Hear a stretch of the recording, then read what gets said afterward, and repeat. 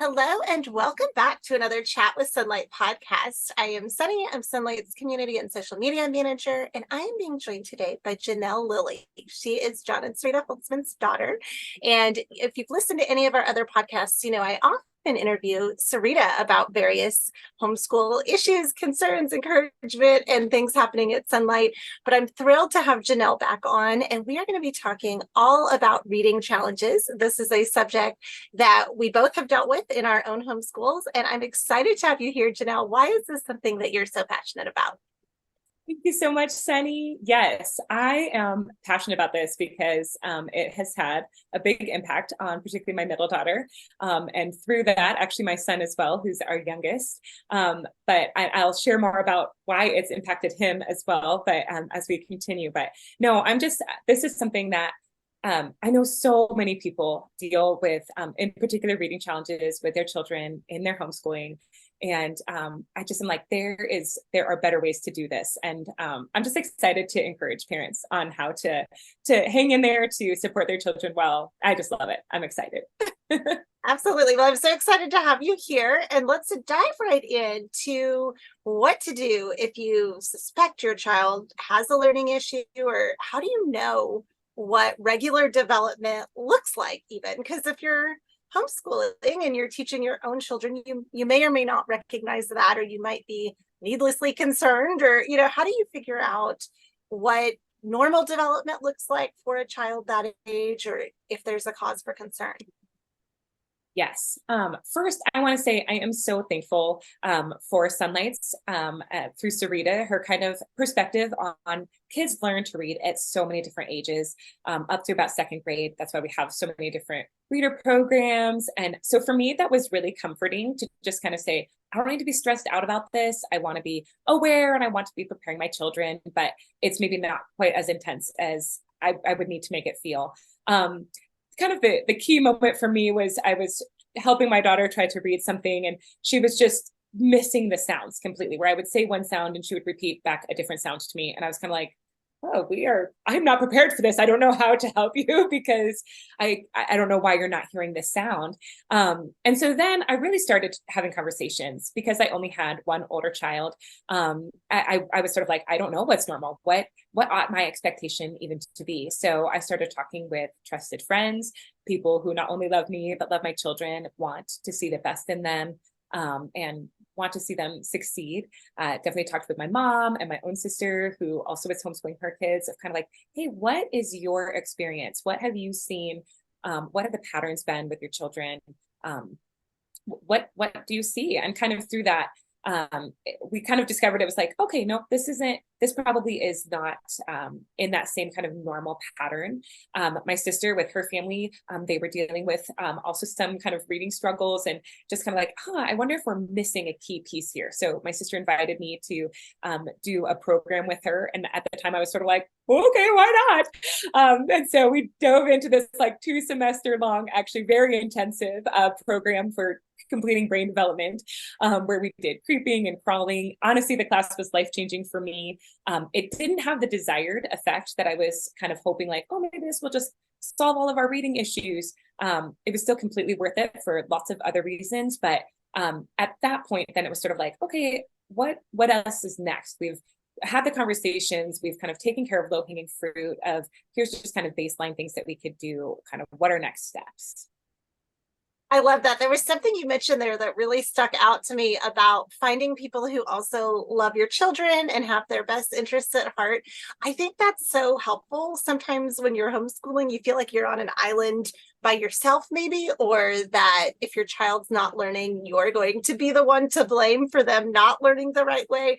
And I love that you have those resources of other people who also care about your children, and would have been able to alert you maybe to something that was different or unique, that you had not experienced yet. I know for me, my first child learned to read early. It was not very challenging. She loved to read almost immediately.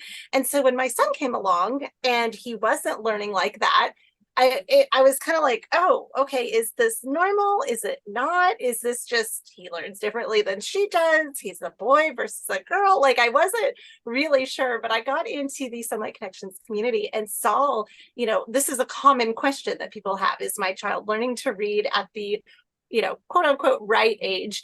And I saw that it was a very wide span. So I kind of let it go for a few years because I thought, okay, he's just not ready yet. But what was happening with us is if we said, okay, the letter A sounds like this, or the letter C sounds like this, and then I would show him letters and say, what does that sound like? From day to day, he just wasn't remembering it. And it was actually somebody in the Sunlight Connections community that said, go get his eyes checked. And I hadn't thought about that yet because I assumed you needed to be able to read an eye chart to go to the eye doctor, right? How are you going to read an eye chart if you don't know the letters? And was struggling with the names and the sounds at that point. When I got to the eye doctor, though, he explained that they're able to tell by the shape of the eye where a child's focusing and things like that. They don't actually need to be able to read yet.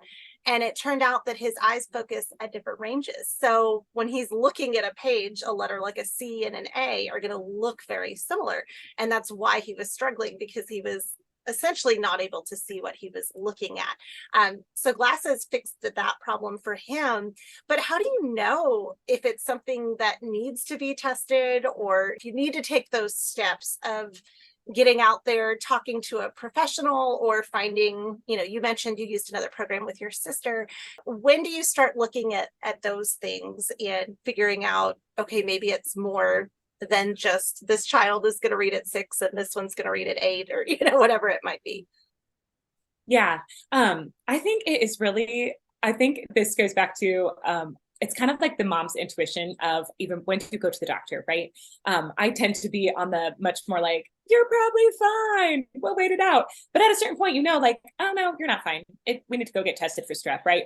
And so in the same way, I think that a lot of these types of tests, again, as you have the conversation with people that you trust, that love you, love your children, as you continue to observe your children, you're going to know like, no, this is just not right.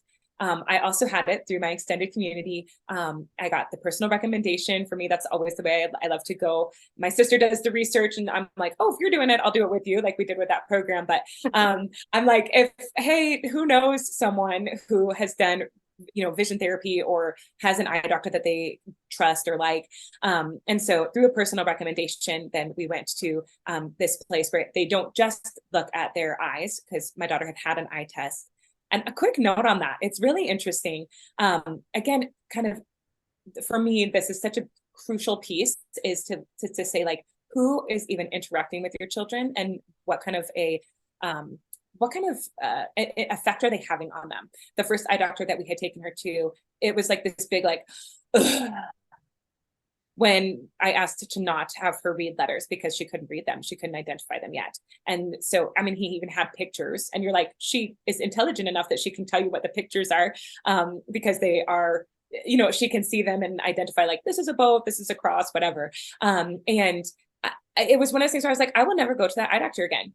I do not even want your sighing over my child to have any impact on her, because this is not a question of her intelligence or what she's able to do. I'm literally needing you to come alongside me, eye doctor or professional of any kind, and help me find solutions for my child. So I have not been back to him. I would never go back. Won't recommend someone to him. But we went to another eye doctor who could do testing for her for would vision therapy be helpful? For my daughter, she had a convergence issue. This was really kind of coming to head because we were taking a music class, and if she could hear the song, she could plunk it out along with everyone else in her class. But as soon as it was like, hey, now just read the music, all of a sudden she wasn't able to do it because her eyes are not converging. She can't actually even see the notes and what they're doing. And so then we started on our journey of vision therapy. We did that for a year. For us, we're discovering all of this right at the beginning of 2020. So we had several months where we were doing vision therapy on our own. I was really thankful. It was genuinely like right there in March, and they were able to put together a packet for us. And so we were able to just do stuff at home. And then they started doing Zoom meetings, and then eventually we were able to go in. And so we would go in once a week for her to meet with a therapist. And then at just about a year, she graduated from that program and then started a year of reading therapy. And so that's kind of been our progression. Of again, kind of like, okay, we've done the simple things that we can do, and now we just need a little bit more support. And so finding the support that is actually going to be helpful for us and encouraging us, that was hugely important. Yeah, I love what you said there about finding help that is helpful, like with the medical professionals, whether it be a doctor or an eye doctor. That's such a great point. And that's where I think, yeah, word of mouth, if you can get a recommendation for someone. I know I oftentimes am saying, oh, went to this pediatrician, didn't love their interaction with my child. Who do you go to? Or what eye doctor do you, all of those different things. Because yeah, absolutely, if they are not taking your concerns seriously, like you said, you're with this child, when something might be off. You just kind of can go with your gut there, and so I love that you went around and found those resources that would be the best helpful for her. But what are some of the best ways? You mentioned your daughter was able to identify shapes. She could hear music and play that music after hearing it. It was the vision piece that she was struggling with. But how do you best identify the ways that your child learns best, or maybe help them? I know sometimes, like, my tendency as a homeschool mom is to teach the way I like to learn, because that's what makes sense in my mind, but that's not necessarily the way either of my children are going to learn best. So how do you identify those things and then move forward with the best path for those children? Well, I grew up with Sonlight, and I'm doing Sonlight with my own children. So for me, I'm always going to start with just read the good books. I think this was something, so my daughter has been dealing with vision issues. At this point, she's in 6th grade and is not reading at level. We're doing F this year. And so I have actually just chosen to read all of the read alouds and readers to her. I do have her do her own reading work in a grade appropriate level for her, so that she's still getting that practice. She still sits beside me every day and reads out her books. But for school and for the fun books, I just read them all. I'm like, yay, more fun books. When you mentioned, what do you, do I just teach my children the way I want to learn? I'm like, who doesn't want to listen to good books? So I am probably, I'm the mom who forces my children to do school outside when it's sunny, because I'm like, I'm living my best life, reading good books in the sunshine. For all of my children, and they are all very different people, they are still able to learn through stories. I really think that is the key piece of when you're learning. If you're able to get infused in someone else's life, it comes alive. And so I just think that there's no wrong way with reading. So I would say just read the books. That's the beauty of Sonlight. And then for the more kind of like table subjects, you just make the accommodations that they need. And so whether that's, okay, I'm going to have I'll still read the reader book for you at grade level so that you can be capturing the historical or just the additional fun book that we have at that level, but have you just read at the appropriate level. Okay, do you need additional help with math? We will make sure that you have that, or we'll slow things down, or whatever the direction is. One of the really key things for me that I realized as we were doing vision therapy was how long I kind of have to teach the harder subjects. For me, reading is super easy. I just said, oh, this is my best life to read books out loud. But I discovered that I have about like half an hour, maybe 45 minutes of like the really tough teaching kind of in myself. So when my daughter was doing vision therapy, that was really, really hard work. She would get these assignments, and these exercises were literally impossible for her when she would get that assignment, hey, do whatever it was. And it was like, oh, like this is actually physically impossible for her. And then we would work hard and work hard and work hard for a week. And then at the end of a week or two, she could suddenly be able to do this. But that was really hard work. It was really hard work for her. It was hard work for me to be like, yes, you can do this. Keep going. Do it another time. We've got this. And so at the end of really working with her, I was really done. And I think that was a really important piece for me to recognize, was that I don't have extra that I can give in additional subjects. So for me, that looked like I was able to hire a math tutor for my oldest at that time. I have since hired out math for my other students as well as the years have gone by. But to just say, like, I need to be aware of what I'm able to do. So when I was doing reading therapy with my middle daughter, I was not trying to teach my son, who is the youngest, how to read. So at this moment, he is also behind in reading. he will be fine. He will get caught up. And again, I'm playing the long game here. Unless the Lord were to really convict me, I expect that I will be homeschooling all of my children. I love it. I love having them at home, and they like it just fine. So that works for us. But so for me, it was like, I'm going to allow your education to just kind of be what it is. You're still learning lots of things. He does F with us as well. And so it's like, you're still hearing the stories. You're still doing a little bit of math. You're still being read to, and that it's fine. It's good enough. And that was a really big piece of kind of honoring where my daughter learns, and then how I can be a good teacher and be a good mom to all of the kids, was saying, okay, right now for this year, for these 2 years, you're the person who needs the little bit of extra. And there will be times when you don't. And one of your other siblings needs extra, maybe not in a therapy format, but in life circumstances or that whatever you're going through, someone else might need that extra time. And I want to be available and ready to offer that to them. And so I think for me, that is another, just like a piece of encouragement, I think, to recognize like, hey, how do our children learn? They're going to have different needs at different seasons in life, and to recognize where we're at, so that we're able to offer that to them in their time of need, recognizing that maybe they won't always have that same level of like, oh my gosh, I have to do this therapy with you for this long. Back off on the other stuff so that you can give them that need then, and then, or, match that need. And then you probably won't have to do that forever, depending on the case.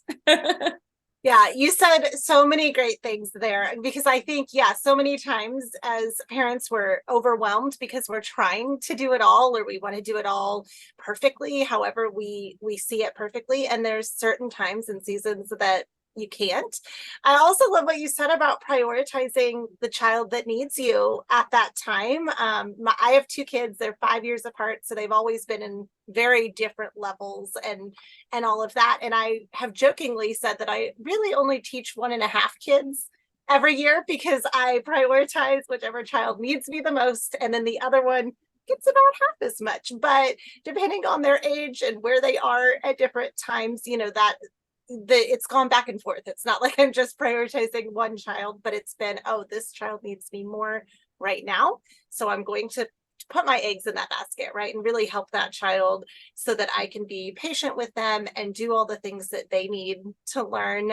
You mentioned encouraging a child that's struggling. That's such a big deal, right, because they might already be feeling, worried about the fact that they're not keeping up, or they're not doing things the way maybe a sibling did, or all of that. But being there to encourage that child and be what they need while they're going through that struggle, I think is so important. So yeah, I love all the things you said there. And yeah, I love, of course, reading the books. I've been an avid reader my whole life. So for me, that's what is so attractive about Sunlight, is I get to read and enjoy, and I wanted my kids to experience that as well. And I have one child who's like me. We consume books and we memorize facts, and we don't like to do a lot of hands-on. But then my son is very much the hands-on. He wants to touch and feel and act out and, be the character that we're learning about. And so costumes are involved oftentimes in school with him, or he's up, acting out the story, or,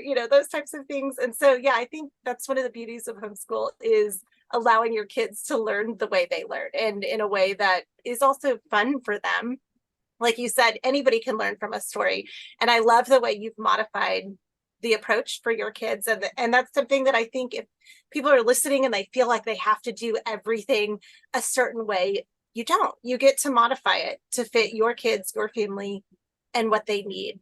So how do you handle those feelings maybe of failure that you might feel if it's not going the way you want?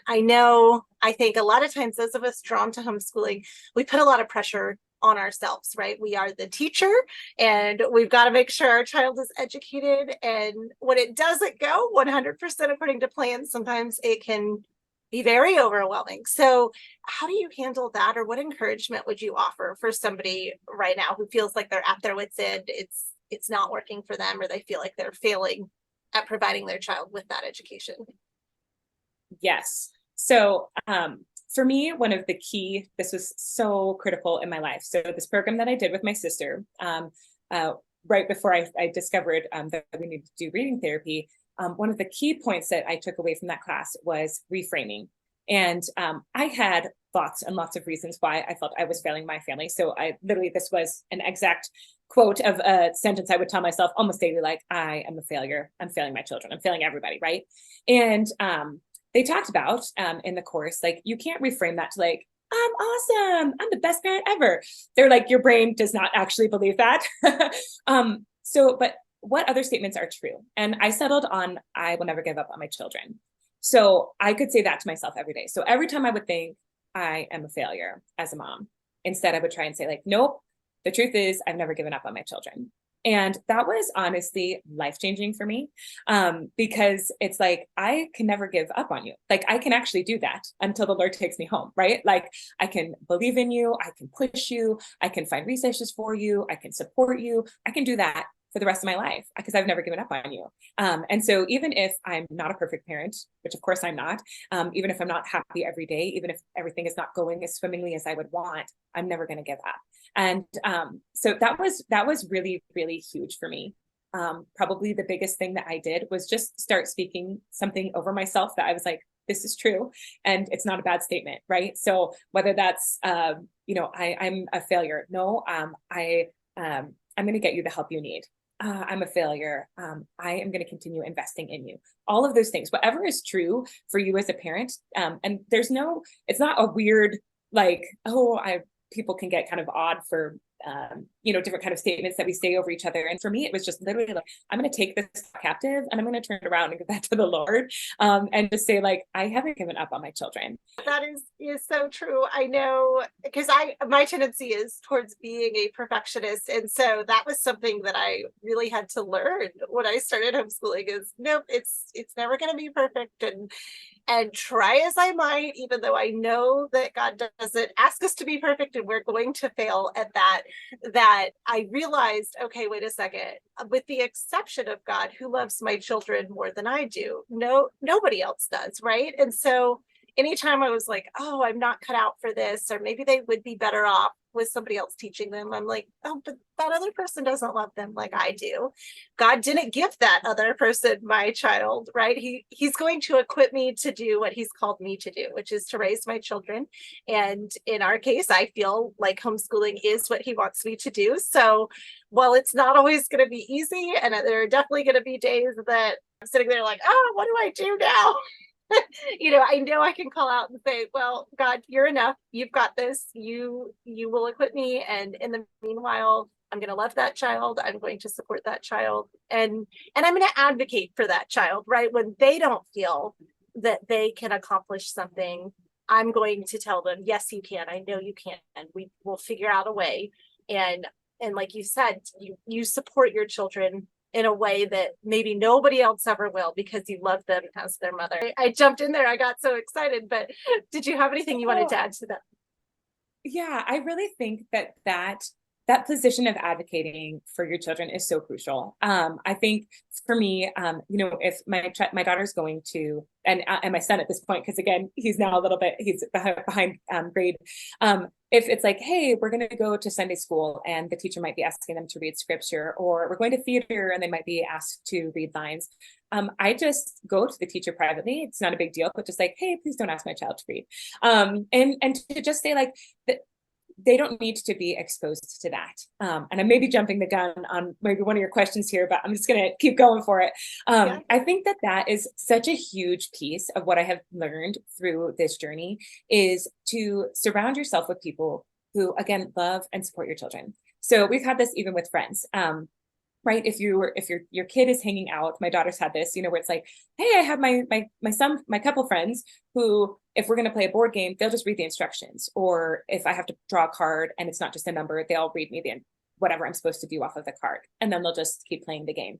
And then you have the other friends who are like, oh, well, this is the reader that I'm reading, and this is what I'm learning, and this is what I just have blah, blah, blah, blah, blah. I've even had kids who are like, well, you didn't actually read that book because you listened to the audiobook. And you're like, I can still talk about the candy makers because I've listened to candy makers, even though I maybe didn't read the physical words. And so I think that is just such a critical piece of all of this is to say, who are the people who are going to be backing you? And I think that's a lesson for the rest of your life. You are always going to want to have those friends who are supportive of you. So the ones who are going to be supportive of you as a child are going to be the same ones who, as an adult, you're going to be able to have that safe conversation about, is this really normal?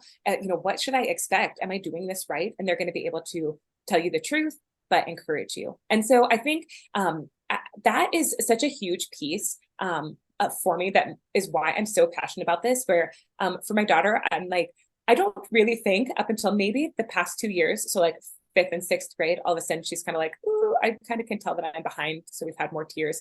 But genuinely before that, she was very unaware in the best possible way, because it was sort of like, this is just not something we have to talk about all the time. This is not something that everyone needs to know about. This is just where you're at. And so we've had a lot of conversations about like, hey, you needed help in the form of therapy, just like other people need help in the form of glasses. They might have to wear their glasses for the rest of their lives. You might need therapy just for a year. I was laughing even as we were, getting started on this podcast, where I'm like, I need my 15-year-old to come and help me with tech. That's just not something I still have a skill at, but that doesn't define all of me. So I might have this one area of struggle, but this is not my entire life. It hasn't limited me from what God has called on my life. It hasn't stopped me from being able to do what he wants me to do. And I think that's really what I'm wanting my daughter to carry with her for the rest of her life, from this time of being raised and under my care, of like, you are going to be able to do whatever the Lord calls you to do. You were talking earlier about even reading. I'm like, my goal would be for her that she would be able to read to her children out loud the Sonlight books, should she want to homeschool her own kids. Okay, that's what I want for you. And hey, when you start young, then the books are easier and they get harder, right? So even with that, it's going to just be another way for her to be developing and growing. And so I think that is, I'm like, I want you to know that you're going to be equipped for whatever the Lord has for you. So all of us have struggles. You were talking about perfection earlier. The reality is none of us are actually good at everything. I think so many of us, we get into the pattern of sort of like, oh, well, no, I can be really successful in all of these ways. And you're like, yes, but there are things that you are going to be struggling with. There are things that are not going to be as easy for you as everyone else. And so I think that's really why you can tell I'm so passionate about this, because for these kids who have such an obvious, like, oh, I can't read at this level at this age. I'm like, yeah, but you still have so many skills. You have so many talents. You have so many abilities that the Lord has placed specifically in you, that you are going to be able to use for the rest of your life. And so do not use this one kind of like moment in time, this one marker, this one challenge that you have to limit you or to take you out or to make you feel or take on the pressures of the world of you ought to be something else or you ought to be able to do this. To say like, no, this is a hurdle that you are walking through. It's something that you're learning about. It's something that you are processing through. And he's going to be equipping you on the far side. So yeah, I love that. And I love what you said. Your daughter, it's only been recent that she even realized that, she was different in some way or another. And I think that's one of the advantages to homeschooling too, is that you don't have classmates around you, right? You don't have those labels of, oh, well, this is the smart kid, this is the athletic kid, this is, whatever the label is that you get in school. Because you brought up the great point, Jonelle, that it's a long-term goal here, right? We are raising our children who will one day be adults, and who are they going to be as adults? Does it matter really when they learned how to read, as long as they learn it eventually by the time they're an adult?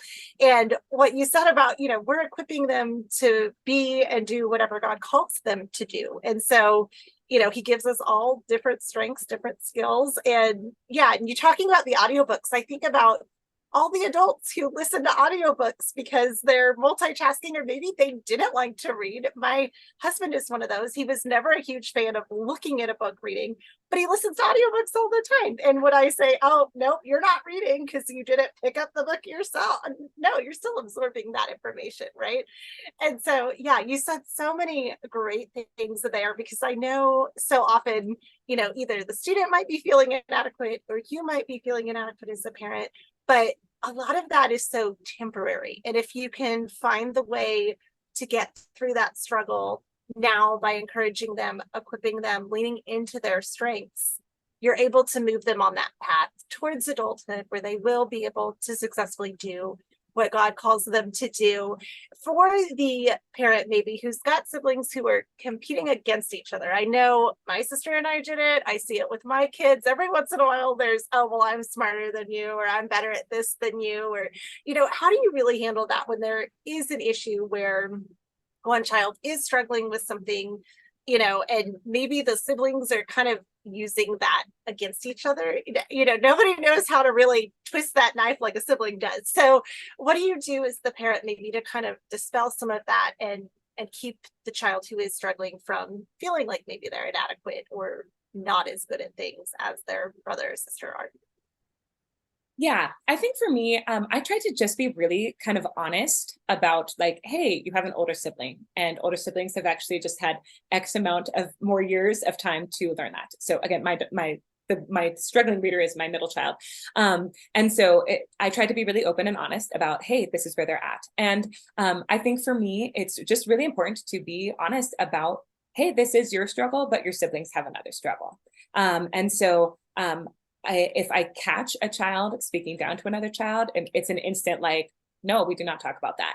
I actually was directing at a youth theater, slightly different story, but a girl comes up to me, she's crying. Her friend says, oh, this boy made fun of her ears. So I like go over to this boy and I'm sort of like, does she have any control over her ears? No, God does. Like, this is the way it is. Like, this is the way that she was created. So for you to, make any kind of comment on that is totally inappropriate. Same thing with reading, with anything, honestly. And because we'll get it more with like sports and stuff like that. Like, oh, hey, here's this awesome move that I just learned in this course. And the siblings try and copy it. And it's like, well, don't be better at me. Don't be better than me now. And it is one of those things where it's like, okay, you guys, like, allow each person to have space, and to say like, okay, this person who's practicing this sport is going to most likely be the best just because they've already had the chance to practice it. You might think that's a really cool move and want to try and do it, but just recognize that it's not going to come as easy to you. And similarly, with along that line, I have tried to create space for everybody to have their own kind of spaces, with activities or sports or music or art or whatever. It hasn't worked out super well because everybody in my family kind of likes really similar things. So then it ends up everybody's doing it anyway. But I keep trying. I keep opening up the opportunity for them to have their own spaces. And so that's the way that we have addressed it, is just, I think, to just be really honest. I think that actually removes a lot of the shame and the stigma if it is just spoken of just in very basic terms of, yeah, that is hard for you and that's not hard for them, but they will have something else that is hard for them that you won't. And the reality is some kids are going to have kind of everything be hard for them, and some are going to have everything be easy for them. But the Lord, he works that out. And the reality is, even the people who have everything easy, it's not always easy. It might be relational stuff. It might be just even their own accusing thoughts, whatever. And so to just say that the reality is, you're going to have things that are hard for you. Your siblings are going to have things that are hard for them. And we don't know what those are going to be maybe in this exact moment, but we know that those things are going to happen. Yeah, absolutely. I agree with everything you said there as far as, finding what things some kids are good at. And then, there's others that others are not as good at. I love how you said, though, just talking about it like it's normal, right? There's no shame in being good at some things and not good at others. And I love your example from theater that God created you. You are the way you are. So what are you going to do with that, right? Or are we going to sit there and be sad that we're not good at this? Or are we going to find a way to improve and move on? So I love everything you said. Before we wrap up, is there anything else you would like to say, or any additional encouragement you'd like to offer somebody who's listening right now? I probably would just like to reiterate that it is, unless your child has a severe disability, it really is just a season of life that is going to be hard. And so to just say, this is a season, of course I can survive and I can support my child through this season. And this doesn't have to define them for the rest of their lives. Just like none of us hope that the one thing that we're not awesome at defines us. And for most of us, it doesn't have to. If we can be speaking words of life over our children, if we can avoid kind of even just absorbing the cultural shame and saying like, oh, this is just what we're working on. I think that that will just help us and help our children be able to face whatever challenge they have in a much healthier and positive way. I think this does not have to be the end of the world. It is not the end of your child's life if they are struggling, whether they are struggling now in first grade or whether they're struggling in sixth grade or honestly, ninth, 10th, 11th. Like there is time, there is space, there are solutions. And if you just say like, I'm not going to give up on my child, you will be able to find those tools. Oh, I love that. That was so good. Yeah. And I hope that in doing that, right, when you're raising your children, when you're homeschooling them, when they grow up, then they also know that you've got their back, right? That they can come to you, that you still support them emotionally or with advice or whatever the case may be as adults too. And it to me, that just builds that relationship so solidly. So I love what you said today, the encouragement that you brought. I know I am now like excited and ready to go teach the kids and make sure that I am breathing that life into them, like you said, and speaking positive words over them and reminding them they are children of God and he made them the way they are. I mean, so many things you said are so good. And so hopefully whoever is listening is also getting that encouragement. As always, if you have any questions or anything, reach out to us in the Sonlight Connections community, and we would love to encourage you and pray for you as well if you're dealing with something and you happen to be listening right now.